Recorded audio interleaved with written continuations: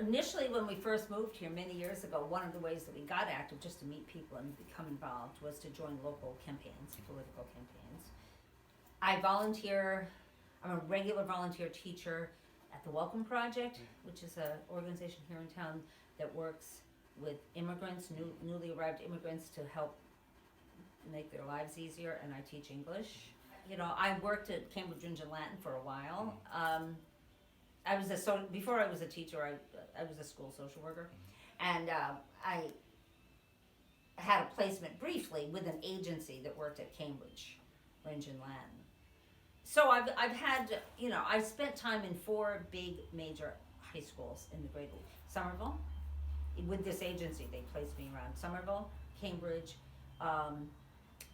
the Jeremiah Burke High School in Dorchester. I was there for a year, which is a Boston public high school, and Revere, which is where I retired from. Revere was the only system where I was actually an employee of Revere. The others, I was an employee of an agency that put me here. So, in terms of poverty and resources, the Jeremiah Burke in Dorchester is really lacking. Such a struggle there. In so much of Boston is like that. And then I would say probably Revere and Somerville are somewhat comparable, and then Cambridge, has, thank God, really, thank God the people everybody in Cambridge, I think, has access to a good education now. Everybody. That's my impression, regardless of socioeconomic status or whether you live in a housing project or not, you have access to resources in Cambridge that you just wouldn't if you lived here. There's a very interesting, diverse community here that maintains my interest, and I feel committed to it. My kids went to high school here, and this is my home. I didn't grow up here, but I've been here since I was 20, and I have deep roots in this town. My family, I think, of origin encouraged individuality and uniqueness in some way. My parents even did, and I think we were expected to be polite and go to college, but other than that, I think there were not a lot of constraints on us around how we had to dress or present ourselves to the world. We were expected to be good citizens, so I always felt that freedom to just be who I wanted to be. I would have been considered a hippie when I was younger. I graduated from high school in 1971. So, those were peak hippie years, right? The 60s and early 70s were sort of when that counterculture was really happening and developing here, and it felt completely natural for me to be a part of it.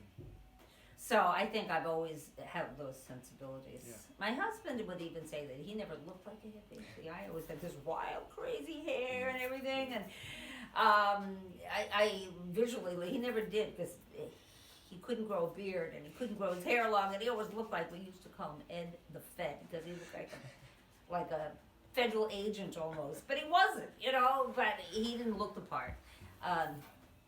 When we first started dating, people who knew me, and I had huge hair, and then they would meet him, or even when after we were married, he was my husband, and then they would meet him and they'd go, they just weren't expecting someone as straight-laced looking as him to be with me. It was a kind of funny little chapter, until people adjusted.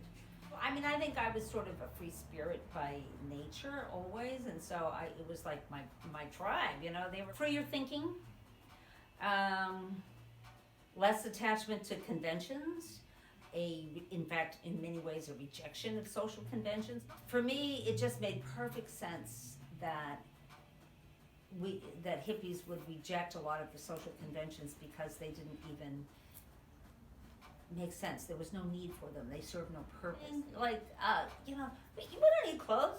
We don't have to be ashamed of our body. Hey, I like my hair the way it is. I don't have to straighten it. I can just, it just felt very natural for me to embrace the natural, this is who I am, and sort of take it or leave it.